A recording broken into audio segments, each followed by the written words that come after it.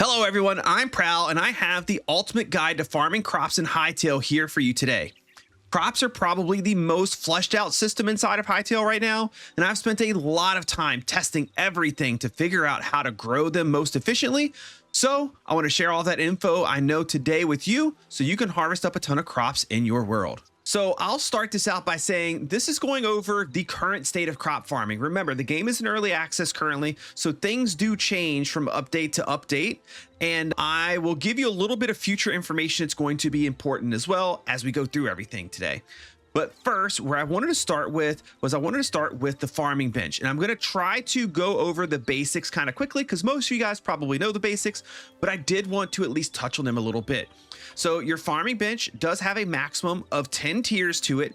And for the most part, those tiers will require you to use crops that were just unlocked in the tier that you're in to get to the next tier. They'll usually require a wood, and the woods are a little bit harder to get or a little bit more rare the higher in tier that you go. And then tiers 9 and 10 do require a lot of the blood flowers and the Azure flowers, and what's the other one, the Thundercap or something. I think it requires their petals, and then those can actually be unlocked via recipes that are in here. They're all the locked ones here, and you can watch my other videos on that if you want to know how to find those, but those are for tiers 9 and 10. Now, the farming bench is actually pretty simple here. You have a bunch of tabs here. You have farming, seeds, saplings, essence of life, planters, and decorative.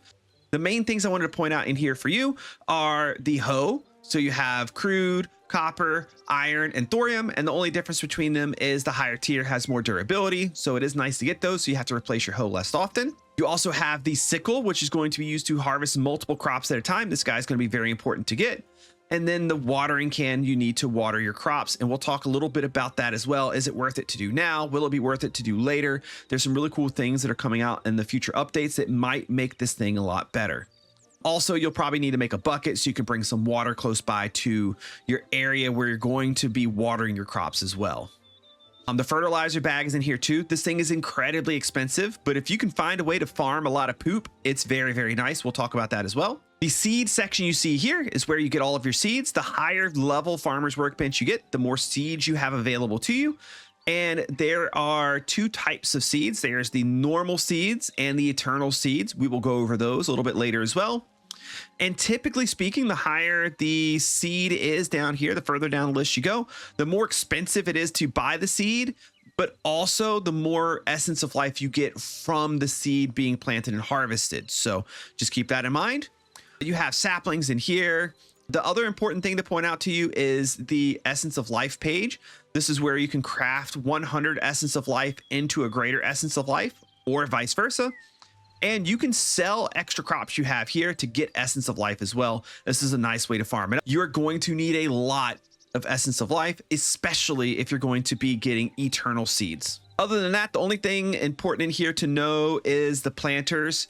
I'm just going to give you this now. I tested out the planters. You can't like water them. You can't fertilize them. They just grow at like a normal low rate. They're more for decorative than functional. They don't, at least from what I could tell, you don't get any benefit out of planting and harvesting out of them versus other methods. Now, before we get started, what would you say if I told you that Hytale and CurseForge are partnering together to give out $100,000? Well, today I've partnered with CurseForge to tell you all about it. Hytale is partnering together with CurseForge to deliver you the Hytale New Worlds modding contest with a $100,000 prize pool. Starting on March 3rd through April 28th, you can create your own mod to submit in a variety of categories for many opportunities to win cash prizes. The categories are World Gen V2, where you will create worlds using World Gen V2's visual node editor; NPCs, where you will create or update NPCs in Hytale, whether it be critters, enemies, or boss fights. Then experiences, which pretty much encompasses everything else, like adventure maps, minigames,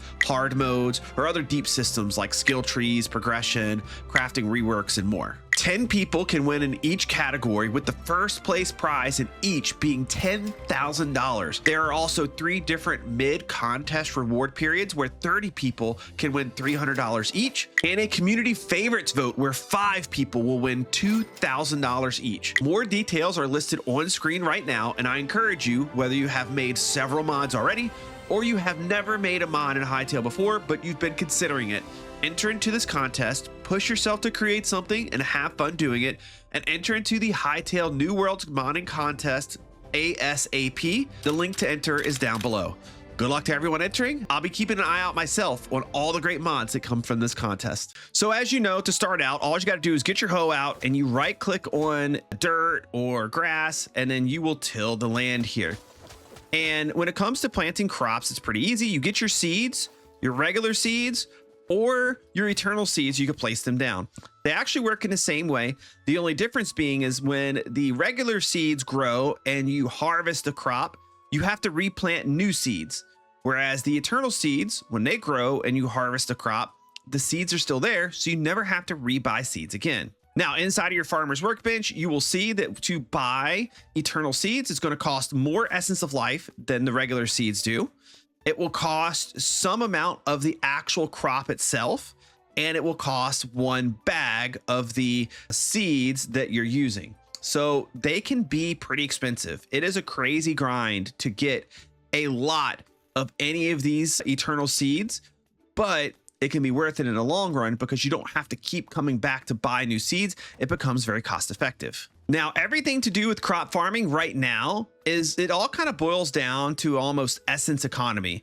You plant your stuff, you pick it, you get essence. There we go. I just changed the time of day, which made all my crops grow. So you pick it, you get essence from picking this. Here's the Eternals. You see I picked them and they're still planted. And then you see I got essence of life from that. And then you come over here and then you buy more, right? So I would want to buy more wheat seeds. And then I would, if I have too much or a lot of one crop, which I don't right now, but if I did, I could come in here and I could sell it. And remember what I said earlier, the higher tier stuff will drop more essence of life than lower tier stuff. So for example, I'm going to plant 3 regular potatoes right here and 3 eternal potatoes right here. All right, I'm going to pick my 3 regular potatoes, 1, 2, and 3. And you can see out of those 3 regular potatoes, I did get 26 essence, but remember I've picked them. So now I would have to plant more. So really, even though I got 26 essence, I would have to come down here and to get those same 3, I would have to spend 30 essence. Ooh. So you see, that wasn't very cost effective. At least not that time it wasn't, because it's costing me 10 essence per to make a potato, but I actually only got 26 from those guys that time. But on the other hand, my eternal potatoes, remember I had 26 here. I'm just going to get rid of that. 1, 2, and 3. I got 22 essence of life there, but I don't have to replant my potatoes. Now this first batch, I'm going to tell you, it was very unlucky. I was actually quite surprised to see it. So if I were to do it again, I assume I'm going to get a lot more than 26. You get like a random, oh, wow, no, hold on. And wow, I'm actually going to say this. That's actually, I don't know if that's a bug. Maybe let's try another crop really quick, because you're supposed to get more than you spend, obviously, but maybe just with these like more expensive ones, maybe you don't. So I'm gonna pick up these.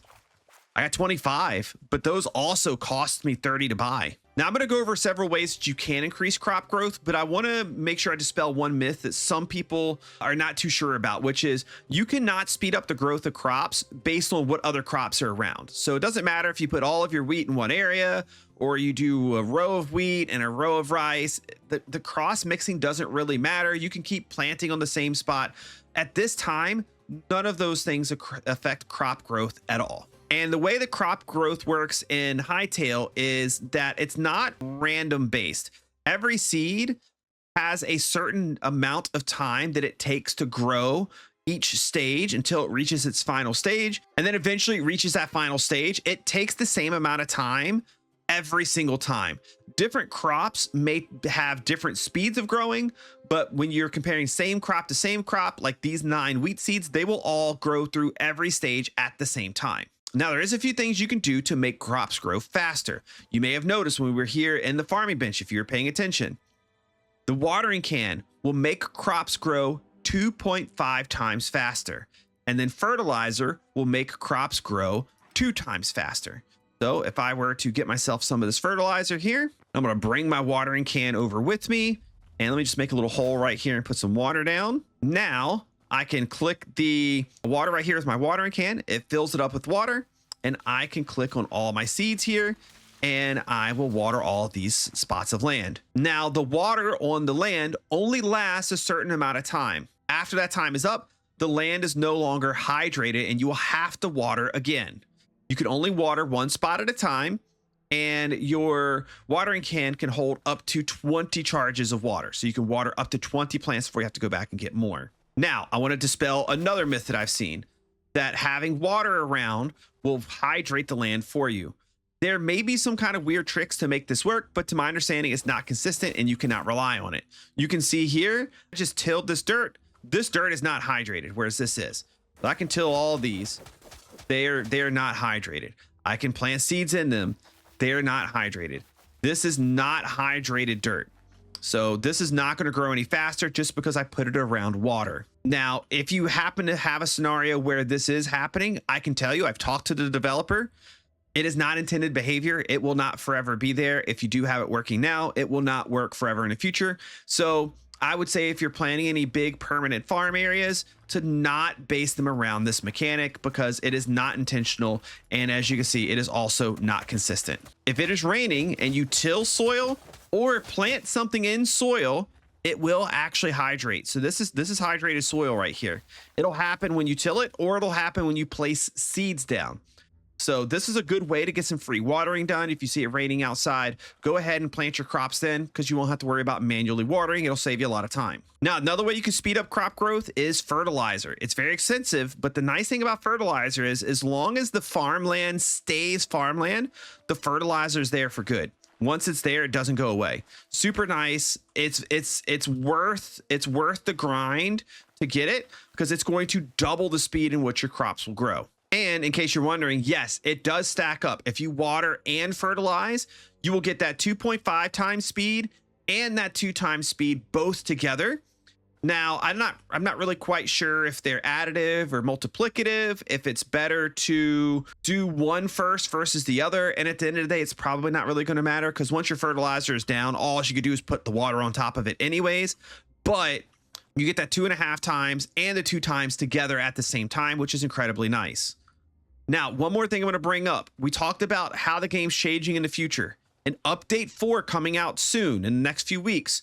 The watering can gets a new ability. Whenever you hold down the mouse button, it'll actually have like a little bar appear below it. You hold it down for a second, the bar fills up, and when you let it go, it'll actually water a 3x3 area in front of you. This is going to help water your crops a lot faster, like a whole lot faster. So once that update comes out, you're definitely going to want to utilize that. Now, let me give you my opinion. For something small, when you're just getting started with crops, you don't have a large crop farm area yet, it's worth it to water the crop farm. It's going to be worth it because it does speed things up by quite a bit. But when you have a really big farm like this thing is all the eternal seeds, every single little bit of it, except this section. This is like my flex section. But when you have a big garden like this, it's not, especially with a single water at a time, it's not worth it. It would take too long. And I'm really even thinking that with a 3x3 watering, it's still going to probably take too long, and I'm still probably not going to do it. Crops grow pretty fast anyways. So yeah, I don't know that it's going to be required really to water your crops very often. Also, talking about the future of the game, we will likely have a way to automatically water crops in the future when automation gets added. We don't know if it'll be via some type of machines or sprinklers or magic, but I do expect it to happen at some point. So that's why they're not really doing too much more with the watering can than what you're seeing, because the watering can is just a temporary solution for a more technical problem that they're working on getting implemented. Now, there are some other ways in which you can speed up crops as well, and this one's actually going to be the most important one to do, and that is lighting. Now, this is a bug. I have confirmed it with the devs, but I don't know how soon they're going to be able to fix it because it's a more technical issue that they can't just super easily change. So it may be around for at least a little bit. But either way, you're going to want to do this, and that's lighting. Lighting not only affects crops at nighttime, which is intended, but it also affects crop growth during the daytime as well, which blew my mind, but it is true. I have tested it. Now, there are a lot of different light sources in the game, and the brazier right here, this is the light temple brazier, gives off the most, except for this guy right here. But this dude right here is kind of funky. He like takes up 2 spots. He's 2 blocks tall. You'd have to like bury it down by 1 block in the ground. I wouldn't recommend using it. Use the brazier. And the brazier will light up to 8 spots out. So you can see here 1, 2, 3, 4, 5, 6, 7, and 8. It will light 8 spots out in each direction. And it is in a diamond like shape like this. So this guy right here is going 8 blocks out in each direction, and you just connect the corners. That's how much space that it will light. So what that means is if you want to do the maximum amount of lighting, you want to make sure all of your crops are covered, but be able to plant the most crops possible with the least amount of spaces taken up as possible. So you're going to count out the first 8. So 1, 2, 3, 4, 5, 6, 7, and this is number 8. And then counting that number 8. So this is kind of like a middle point. You'll count that last one as number 1, 2, 3, 4, 5, 6, 7, and 8. I had that one to block off. So it's going to be 15 spaces total in between. So from this block right here to this spot right here is 15 blocks in between. So right there in the middle, the 8th space, this space right here, once you go over the first 8, now count 8 up in this direction. The 1, 2, 3, 4, 5, 6, 7, and 8. And this is where your next one will go.